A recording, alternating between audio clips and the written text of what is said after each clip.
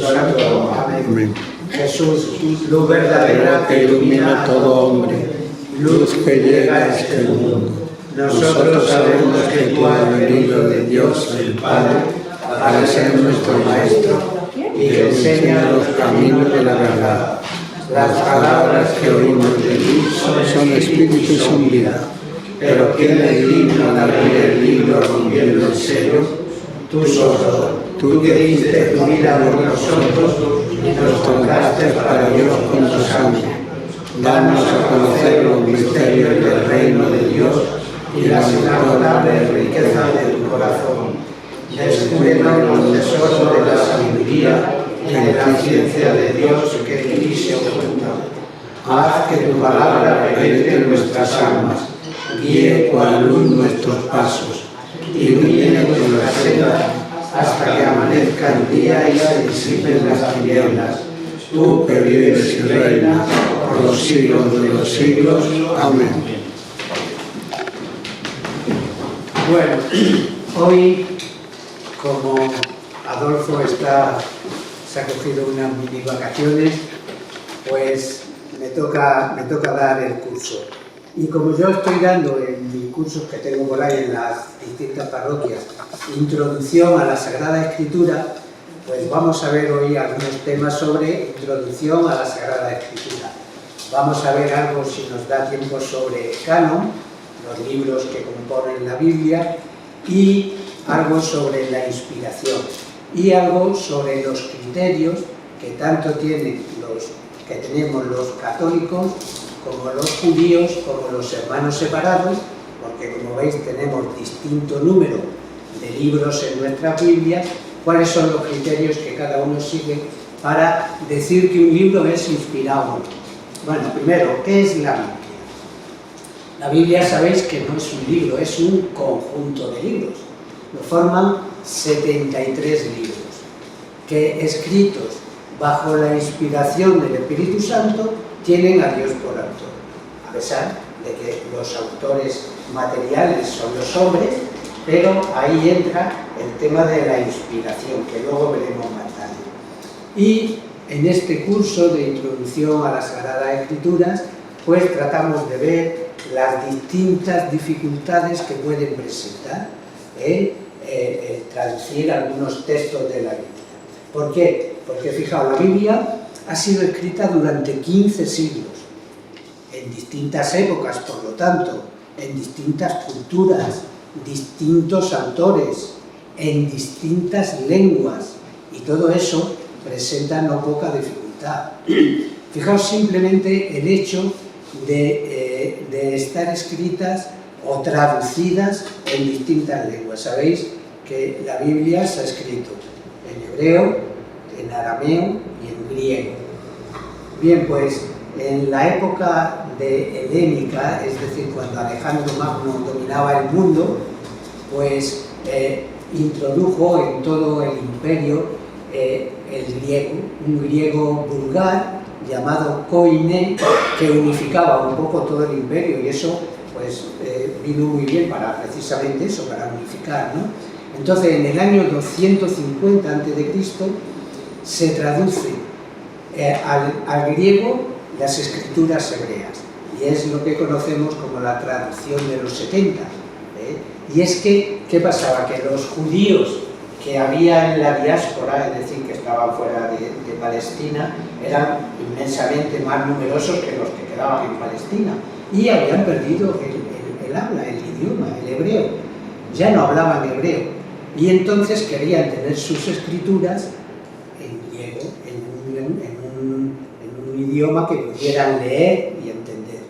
Y se inicia la traducción de las escrituras en hebreo al griego. Digo que es lo que conocemos como la traducción de los 70. Bueno, pues fijaos este simple hecho de traducir de hebreo a otro idioma, cómo representa ya una primera dificultad. Si leemos en el prólogo del Eclesiástico, buscar el prólogo del Eclesiástico, como el autor nos viene a decir que cuando una cosa se traduce del hebreo a otro idioma, pierde mucho de su sentido original. Y eso pasa con las demás lenguas. Leemos el prólogo del Eclesiástico. Veis, yo en los cursos que estoy dando de Biblia, de introducción a la Sagrada Escritura, nos estamos aprendiendo de memoria los 73 libros de la Biblia, a ver dónde están, porque así buscaremos con más rapidez los textos, sabiendo cómo están los libros.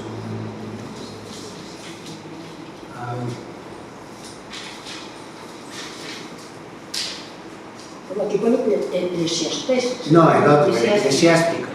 El Eclesiástico está después del Eclesiástico. Es el Siracida. Sí.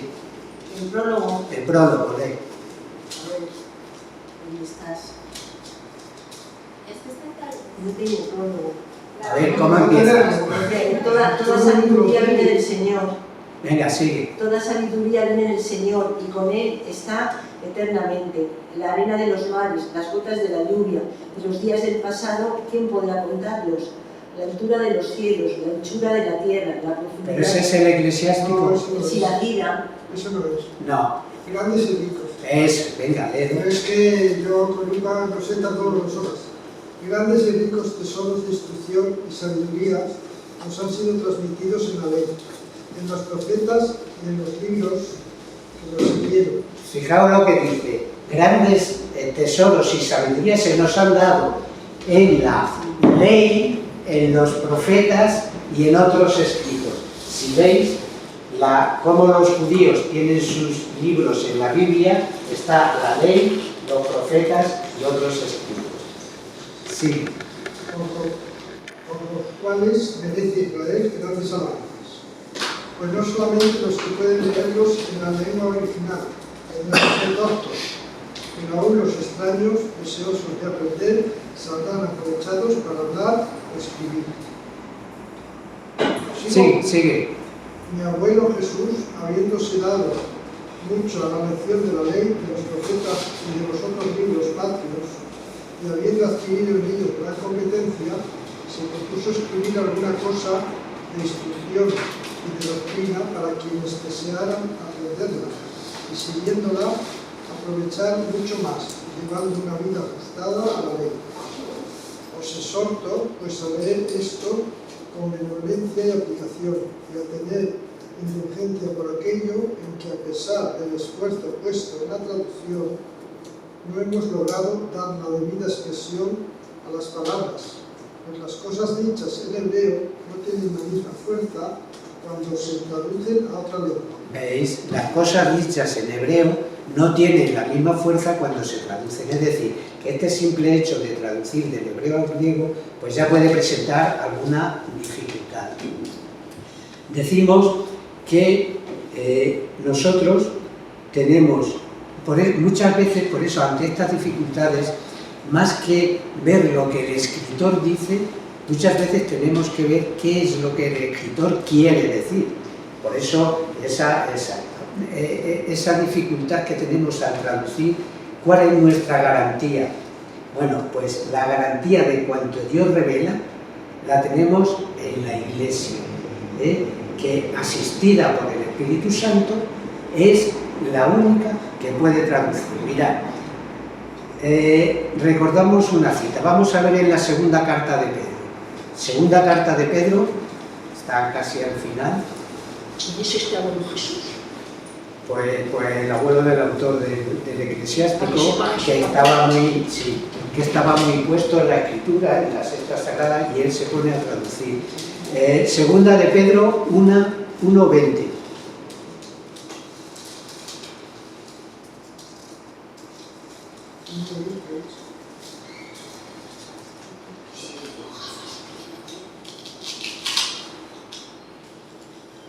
Ante todo, sabed que ninguna profecía de la Escritura es objeto de interpretación personal. ¿Veis? Dice Pedro, ninguna profecía de la Escritura es objeto de interpretación personal.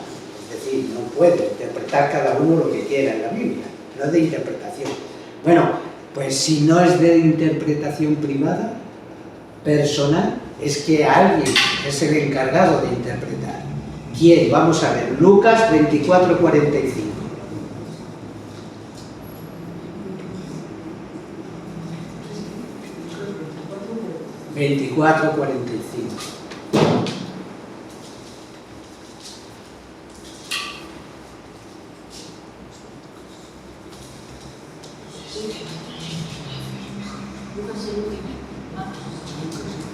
Entonces les abrió la inteligencia para que entendiesen las escrituras. Entonces Jesús va a ascender a los cielos y dice, entonces les abrió la inteligencia para que entendieran las escrituras. ¿Quién? Los apóstoles, que son los encargados, es la iglesia naciente. Jesús funda su iglesia, les promete asistencia del Espíritu Santo, por lo tanto la iglesia es la única encargada de poder interpretar. También Lucas nos dice que ante cualquier duda o problemas de verdades reveladas, ante cualquier duda de fe, con Jesucristo deja un sucesor. Simón, Simón, Satanás os busca para acecharos como trigo, pero yo he rogado por ti para que no desfallezca tu fe, y tú, una vez convertido, confirma a tus hermanos. Es la oración del propio Cristo por el primer Papa, para que no desfallezca en la fe y para que, una vez el convertido, confirmar a sus hermanos. Por lo tanto, es la Iglesia la encargada de revelar la verdad entera. Fijaos qué cita tan importante. Vamos a leerla porque, o si no, la leo yo, porque estamos tardando mucho en buscar. Digo que la Iglesia es la encargada de revelar la verdad entera. Si leemos Juan 16, 12, 13, nos dice: muchas cosas tengo aún que deciros, mas no podéis llevarlas ahora. Pero cuando viniere aquel, el Espíritu de verdad, os guiará hasta la verdad completa. Porque no hablará de sí mismo, sino que hablará de lo que oyere y os comunicará las cosas venideras.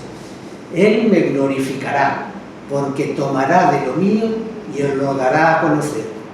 Todo cuanto tiene el Padre es mío. Por esto os he dicho que tomará de lo mío y os los dará a conocer. Fijaos qué interesante, y si desmenuzamos un poquito esta cita, Cristo quiere completar su doctrina, su enseñanza sobre sus apóstoles, pero no puede. A pesar de tener el mejor maestro, hay ciertas dificultades. Primero, pues el estado de gente sencilla que eran los apóstoles. Jesús no eligió a los más poderosos ni a los más sabios para llevar a cabo su doctrina, para continuar su obra cuando Él suba al cielo. Por eso, esa primera dificultad es la condición de gente sencilla. Segundo, el ambiente judío en el que estaban imbuidos los apóstoles.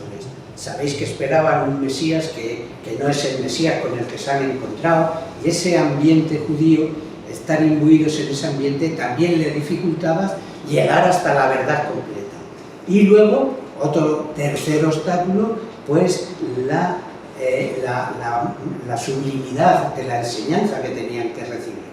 O sea, que ellos, para entender estas escrituras, necesitaban una transformación radical. Y eso, en los planes del Padre, pues estaba reservado para Pentecostés. En Pentecostés, cuando venga el Espíritu Santo, os llevará hasta la verdad completa. Y la razón es que les hacía falta la acción del Espíritu Santo para comprender en plenitud las enseñanzas de Cristo. Y fijaos, les dice Cristo como una garantía trinitaria, les dirá: todo cuanto tiene el Padre es mío. ¿Qué era lo que tenía el Padre y era suyo? Pues la doctrina que el Padre le da para que Él la enseñe, la revele al mundo, a los hombres. Es una posesión mutua, porque siendo una doctrina del Padre y llevándola a plenitud el Espíritu Santo, la doctrina de Cristo es la verdad entera, la verdad completa. ¿Veis? Todo este contexto de esta cita pues sugiere que mejor que una revelación nueva, que será la que traiga el Espíritu Santo, será más bien una comprensión completa de la doctrina que Cristo había llevado a sus discípulos. Bueno, hay ciertas normas de interpretación para mejor entender las escrituras. Y hay una que llamamos la ley del texto y el contexto. Es decir, no se puede sacar de contexto una frase, porque entonces hace decir a la Biblia lo que no dice. Y eso pasa en la Biblia, pero pasa en cualquier aspecto del mundo. ¿Cuántas veces sacan por ahí una noticia en el periódico? El Papa ha dicho, y resulta que el Papa no es lo que ha dicho. ¿Por qué? Porque si una frasecita que ha dicho la sacan de contexto y le hacen decir lo que no ha dicho. Bueno, pues lo mismo pasa con la Biblia. Hay ciertas frases, dichos y afirmaciones que nos suenan mal o nos pueden sonar muy mal. Pues acudiendo a esta ley del texto, es decir, examinando todo el texto, vemos en qué contexto estamos.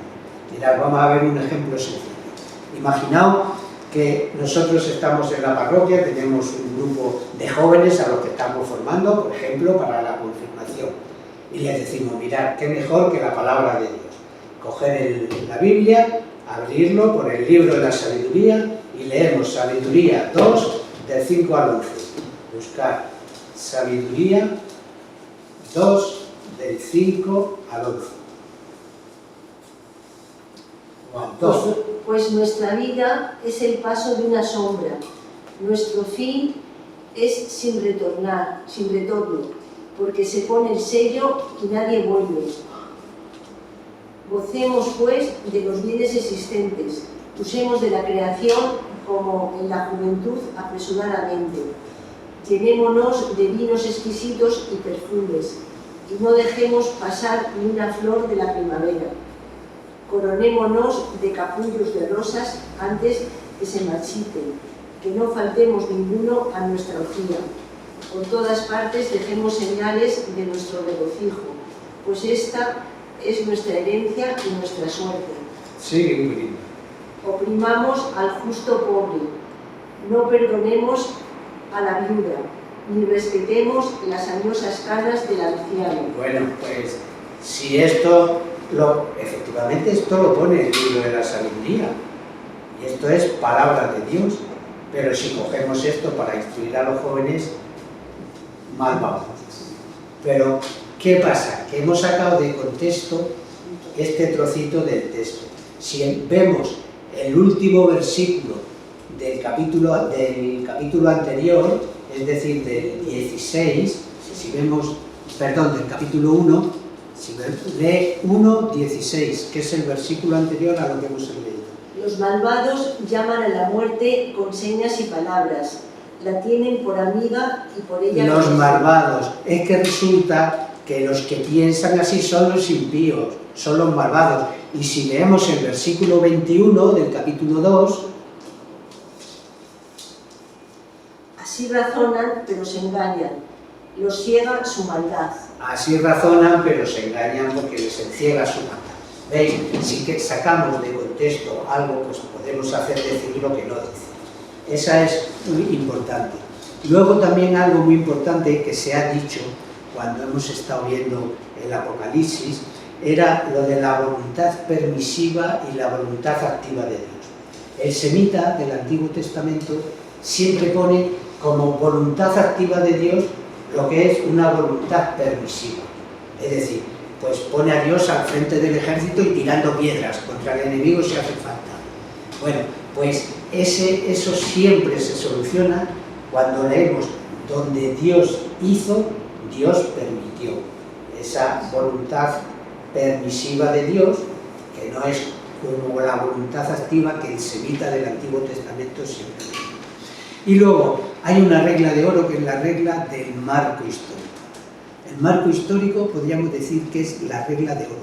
Fijaos que decíamos que la Biblia se ha escrito durante 15 siglos. En 15 siglos, distintas culturas, distintas épocas, distinta moral, porque Dios, precisamente la grandeza ha sido de que se ha rebajado al hombre y ha entrado dentro del marco histórico de cada momento para que el hombre pueda comprender lo que Dios quiere revelar. Es decir, que la revelación es un mensaje ascendente. Dios va revelando a medida que el hombre va siendo capaz de comprender. Fijaos, por la época en que vamos a leer lo que leemos, el nómada era extraordinariamente hospitalario. La ley de la hospitalidad era sagrada. O sea, para un nómada, el que llegaba era sagrado, la ley de la hospitalidad. El huésped que llegaba para él era sagrado. Y estaba incluso por encima de sus intereses personales.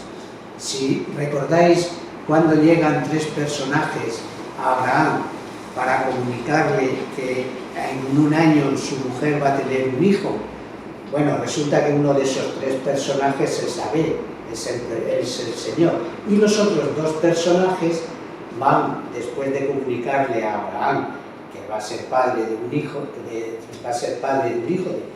de su hijo Isaac. Ya había tenido a Ismael con la esclava de su mujer, de Sara, pero que va a tener un hijo con Sara, su mujer, Isaac. Y los 2 personajes se van hasta Sodoma para anunciar a Lot que salga de Sodoma. Bueno, pues cuando estos 2 personajes llegan a Sodoma, vamos a leer un poco para que veáis Génesis 19:1. Fijaos, leo yo porque no es esto es por verdad. Llegaron a Sodoma los 2 ángeles ya de tarde, y Lot estaba sentada a la puerta de la ciudad. Al verlos, se levantó Lot y le salió al encuentro, e inclinó su rostro a tierra diciendo: mirad, señores, os ruego que vengáis a la casa de vuestro siervo para pernoctar en ella, y lavaros los pies. Cuando os levantéis por la mañana, seguiréis vuestro camino. Y le contestaron: pasaremos la noche en la plaza. Instóles mucho y se fueron con él a su casa, donde los preparó de comer y coció para hacer panes ácimos, y comieron antes que fueran a acostarse. Los hombres de la ciudad, los habitantes de Sodoma, rodearon la casa, mozos, viejos, todos sin excepción. Llamaron a Lot y le dijeron: ¿dónde están los hombres que han venido a tu casa esta noche? Sácanoslo para que los conozcamos. Salió Lot a la puerta y, cerrándola tras de sí, les dijo: por favor, hermanos míos, no hagáis semejante maldad. Mirad, 2 hijas tengo que no han conocido varón. Os las sacaré para que hagáis con ella como bien os parezca. Pero a esos hombres no los hagáis nada, pues para eso se han acogido a la sombra de mi techo. Bueno, ¿veis? Fijaos la importancia del marco histórico.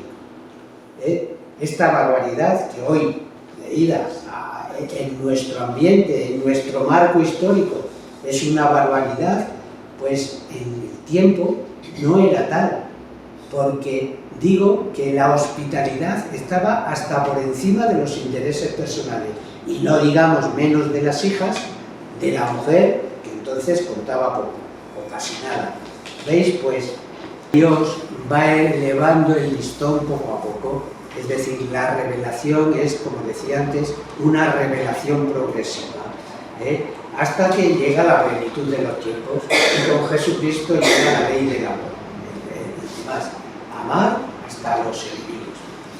Un ejemplo más, podríamos decir, de esta regla del marco histórico era el problema que para no muchos ha supuesto lo de las imágenes. Fijaos, el pueblo judío sale de Egipto.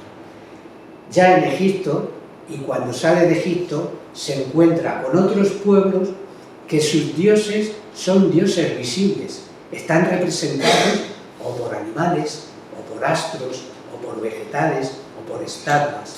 Es decir, tienen dioses visibles, y Dios tiene que prohibir, que decir a su pueblo que esos no eran dioses, que Él, el único Dios verdadero, el único Dios creador, era un ser invisible, superior a todo lo creado, y tuvo que prohibir reproducir cualquier criatura. ¿Para qué?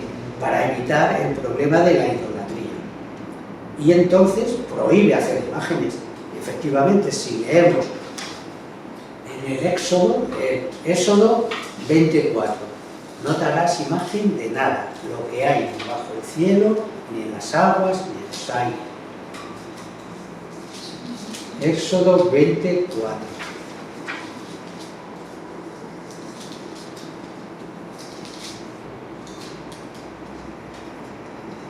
No te harás esculturas ni imagen alguna de lo que hay en lo alto de los cielos, ni de lo que hay abajo sobre la tierra, ni de lo que hay en las aguas debajo de la tierra. Exacto. No te harás imagen ninguna. ¿Para qué? Para evitar la idolatría. Pero cuando el pueblo tiene ya una idea más aproximada de la grandeza de ese Dios, de su Dios único, y cuando le daba el culto que Dios pedía, y es más, cuando tienen un templo para dar ese culto, pues ya no hay problemas de que hagan imágenes o no hagan imágenes. Y Salomón construye el templo. Y el templo que construye Salomón está lleno de imágenes. Leed Primera de Reyes 7, 28, 29. 7,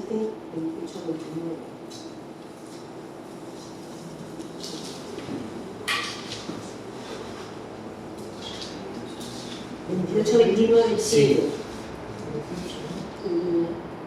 Las basas se componían de barras y paneles entre los marcos. Sobre los paneles había esculpidos leones, bueyes, querubines y sobre los marcos, tanto encima como debajo de los leones y bueyes, guirnaldas de flores formando colgantes. ¿Veis? Había sobre relieves, toros, querubines, también vegetales, guirnaldas, es decir, había imágenes de todo tipo. Y ese templo que está lleno de imágenes, fijaos lo que le dice Yahvé a Salomón. Lee en la Primera de Reyes 9, del 1 al 3.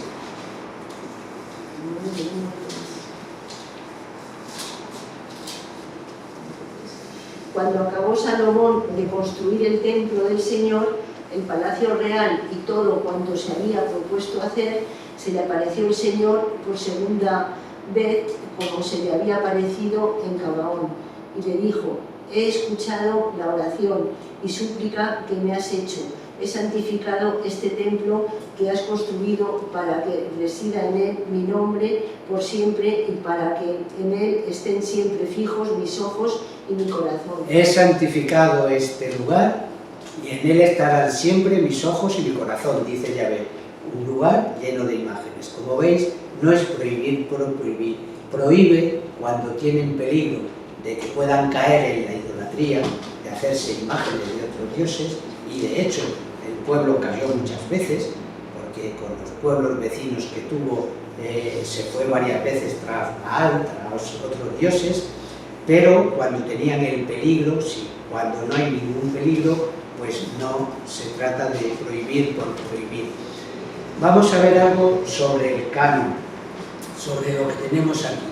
Vemos que tenemos, pues, en los libros de tanto los hermanos separados como los católicos, como los judíos, tenemos distinto número de libros en la Biblia. Luego, ¿qué criterio tiene cada uno para decir que un libro es inspirado o no inspirado? Si veis, los católicos tenemos 73 libros en nuestra Biblia, que son 46 del Antiguo Testamento y 27 del Nuevo Testamento. Dividido, esto según los géneros literarios, pues en históricos, sapienciales y proféticos.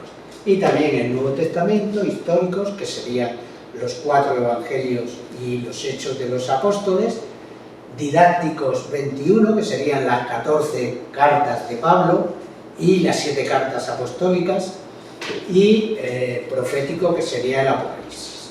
¿Veis? Los hermanos separados tienen 39 libros en el Antiguo Testamento, es decir, tienen 7 libros menos que nosotros. ¿Y cuáles son esos 7 libros?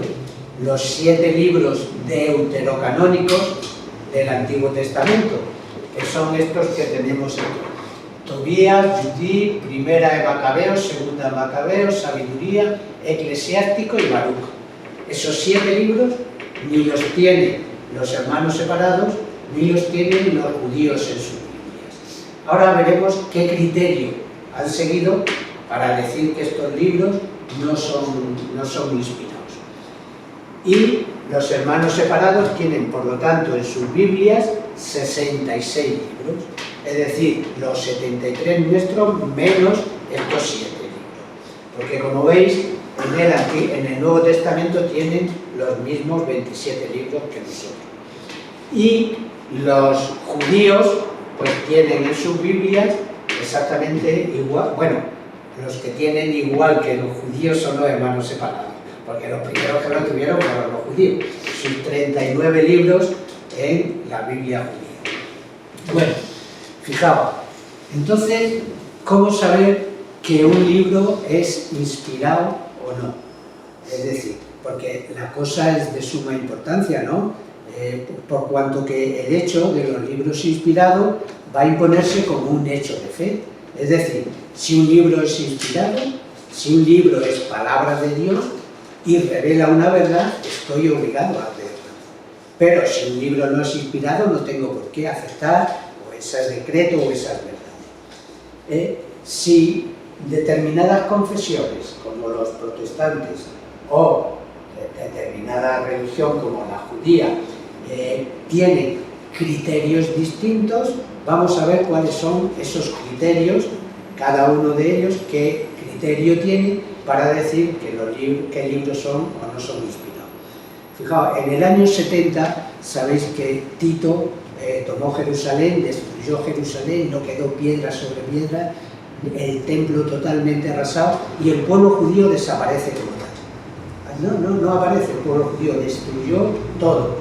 Entonces, a finales de siglo, sobre el 95-100, ya después de Cristo, después de la destrucción de Jerusalén del año 70, los judíos tratan de reorganizarse y de fundamentarse en sus escrituras, y tienen un sínodo, el sínodo de Jamnia, en el año 95 aproximadamente, y en ellos dan 4 criterios para decir que un libro es inspirado o no.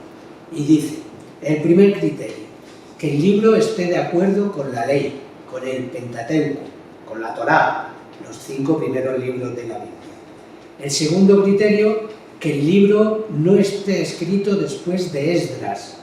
Recordáis que en los libros del Antiguo Testamento hay un libro que es de Esdras y otro de Nehemías. Esdras es ese sacerdote que junto con Nehemías vuelve a la vuelta del destierro y reconstruyen el templo y reconstruyen toda la religión judía, entre los dos, entre Esdras, sacerdotes, y Nehemías, gobernador. Bueno, pues son del 535,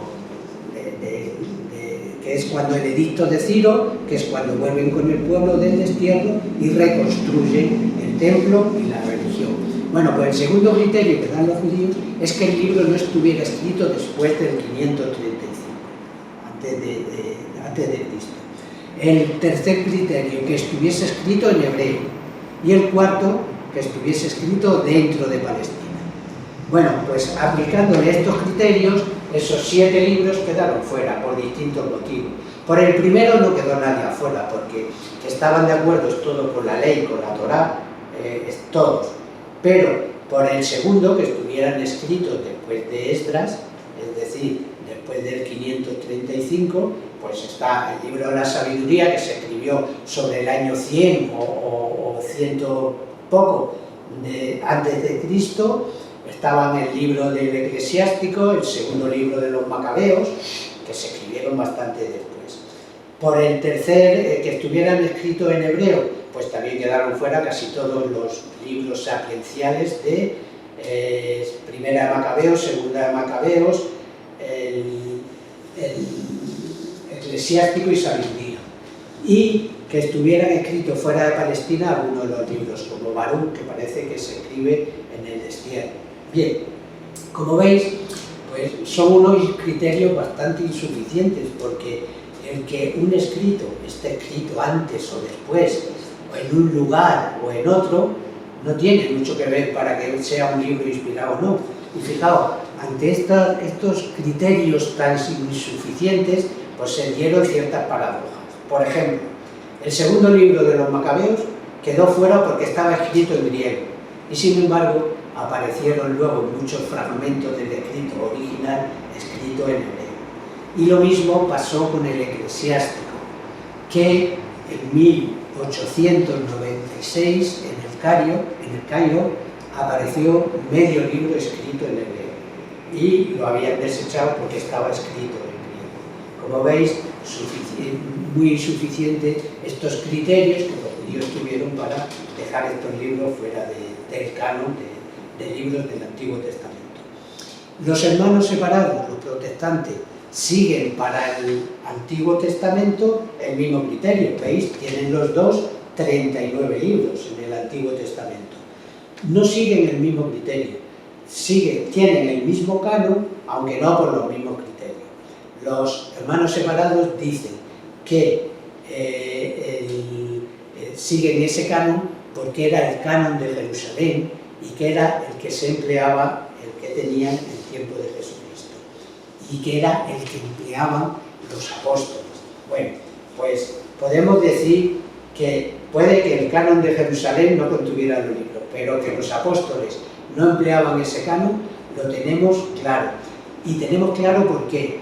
Porque si vemos algunas citas de, por ejemplo, hay muchas, pero por ejemplo Santiago, el apóstol, en su carta, buscar en la carta de Santiago, 1:19.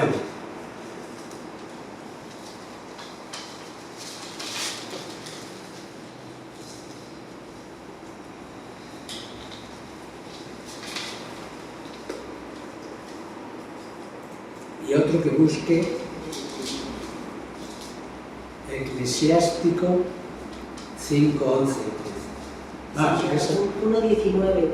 Mis queridos hermanos, sabed que todo hombre debe ser pronto para escuchar, pero lento para hablar y para airearse. Todo hombre tiene que ser lento para hablar, tardo para hablar y pronto para escuchar, o pronto para escuchar y tardo para hablar. Pues lea ahora el Eclesiástico 5:11-13. 5:11-13.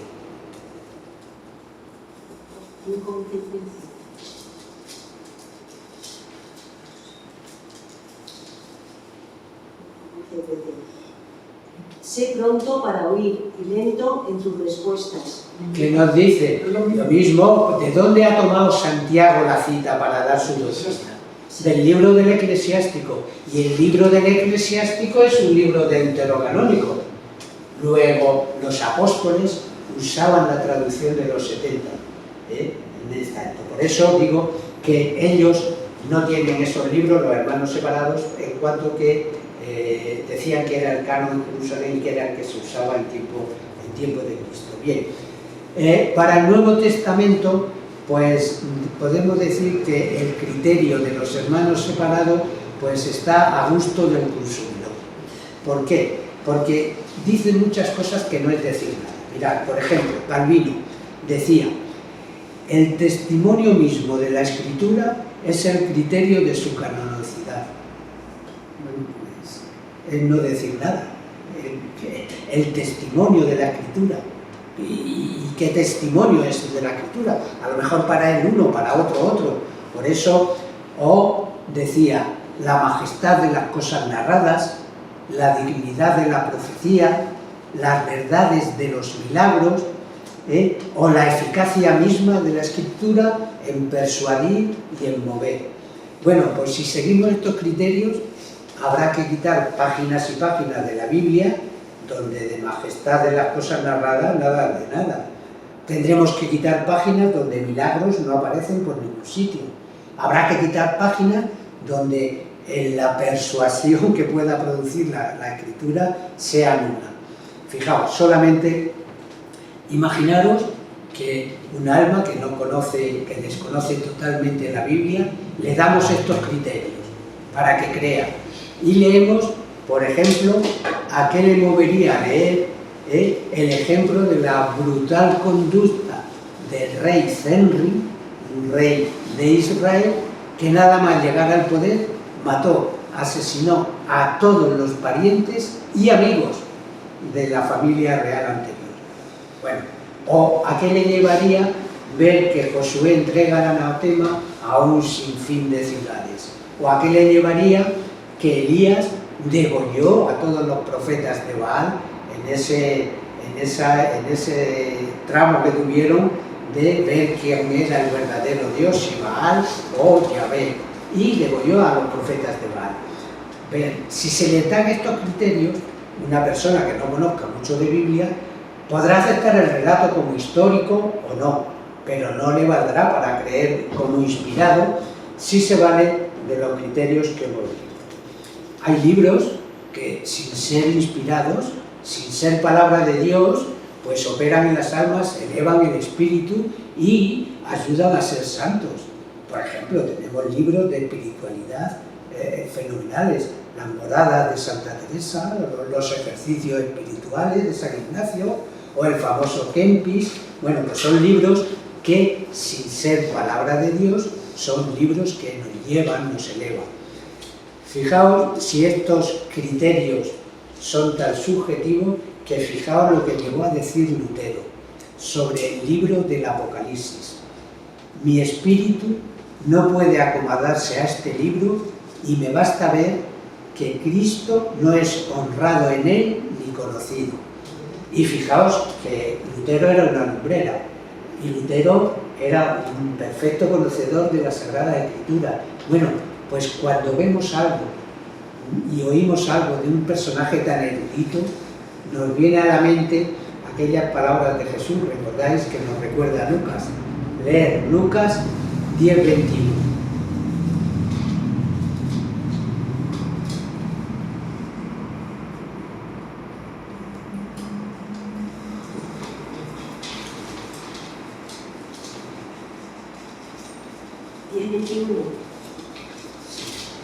Te doy gracias, Padre, lleno de gozo, dice, porque has ocultado estas cosas a los sabios. En aquella hora se sintió inundado de gozo en el Espíritu Santo y dijo: yo te alabo, Padre, Señor del cielo y de la tierra, porque has ocultado estas cosas a los sabios y prudentes y las revelaste a los pequeños. Has ocultado estas cosas a los sabios y se las has revelado a los pequeños. Ante estas palabras de Lutero, que era un personaje insigne, que era un personaje sabio, y que pueda decir que Cristo en el Apocalipsis no es honrado ni conocido, hombre, ahora que estamos viendo el Apocalipsis, recordar cómo empezaba el Apocalipsis, los primeros versículos. La revelación es de parte de Jesucristo, el testigo fiel, el primogénito de entre los muertos, el príncipe de los reyes de la tierra. Y nos presenta a Cristo como el primero y el último, el alfa y la omega. Y tal vez, pues, lo peor de todos estos criterios es que hay montones de ramas protestantes, que incluso entre ellos y nosotros, que con la misma Biblia en la mano, pues tenemos estas diferentes creencias y estos diferentes criterios en cuanto a los libros que componen el canon, que componen los libros de la Biblia. Entonces, estos eran los criterios de los judíos, los criterios. ¿Cuál es el criterio cristiano? Pues el criterio cristiano lo vimos antes también, cuando hablábamos de la primera carta de Pedro, que nos decía que la interpretación personal no era posible, la interpretación personal en la Biblia. Luego Cristo funda su iglesia, les promete el Espíritu Santo y el Espíritu Santo les llevará hasta la verdad completa. Ese es nuestro criterio. La iglesia es la única que tiene el poder dada por Cristo y asistida por el Espíritu Santo para decirnos cuáles son los libros inspirados. Y no tenemos otro criterio. Y fijaos, el que los libros inspirados sean una cuestión de fe, pues no es cosa de hoy. Ya, fijaos, primero San Irineo San Irineo a mí me merece mucha confianza. ¿Por qué? Porque es que es muy inmediato a Cristo. Es del año 140. San Irineo era discípulo de San Policarpo, y San Policarpo fue discípulo de San Juan, el evangelista. Luego, el testimonio es muy cercano, es de muy cerca. Decía San Irineo: solamente la Iglesia está en posesión de las verdaderas escrituras, porque sola ella las ha recibido de los apóstoles. Y fijaos San Agustín, lo que llega a decir, siglo IV, no creería en el Evangelio si no me determinase a ello la autoridad de la Iglesia Católica. Y San Agustín hubiera sido capaz de buscar 10 razones distintas. Por lo tanto, ves. Y luego los concilios que han ido definiendo cuáles eran los libros inspirados. El primer concilio, ya de Trento, da la lista definitiva de los libros inspirados. Pero mirad, solamente por ser más cercano a nosotros, y ya creí que me iba a dar tiempo a más, pero no me da tiempo. Lo que nos dice el Vaticano II, en la Constitución Dogmática de Inver, es decir, palabra de Dios, nos dice: las verdades reveladas por Dios, que se contienen y manifiestan en la Sagrada Escritura, se consignaron por inspiración del Espíritu Santo. La Santa Madre Iglesia, según la fe apostólica, tiene por santos y canónicos los libros enteros del Antiguo y Nuevo Testamento con todas sus partes,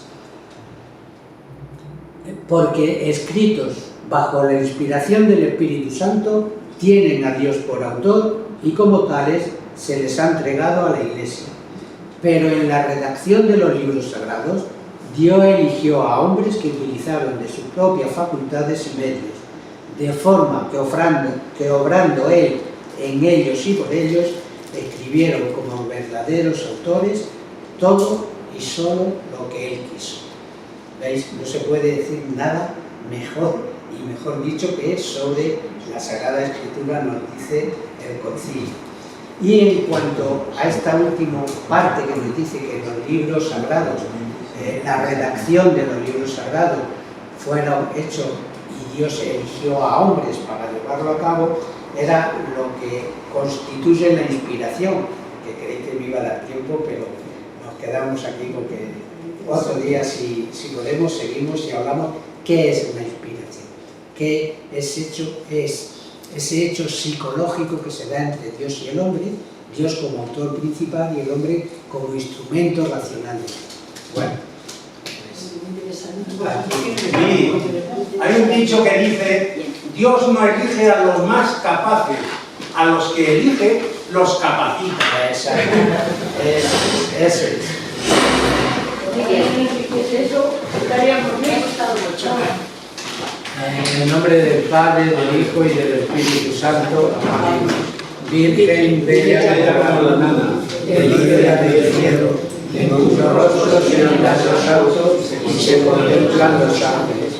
Haz que nosotros, tus hijos, nos parezcamos a ti, y que nuestras almas reciban nuestra grandiosa satisfacción, que no decae con los años, sino que vive en la eternidad. María, sol del cielo, despierta tu la vida donde haya muerte, e ilumina los espíritus en que haya tinieblas, reflejándote en el rostro de tus hijos, concédenos un destello de tu luz y tu fervor. María, poderosa como un ejército, concede a nuestras filas la victoria. Somos tan débiles y nuestros enemigos se sobrecrecen con tanto sacada, mas con tu bandera nos sentimos seguros de vencerlo. Él conoce el poder de tu bien y teme la majestad de tu mirada.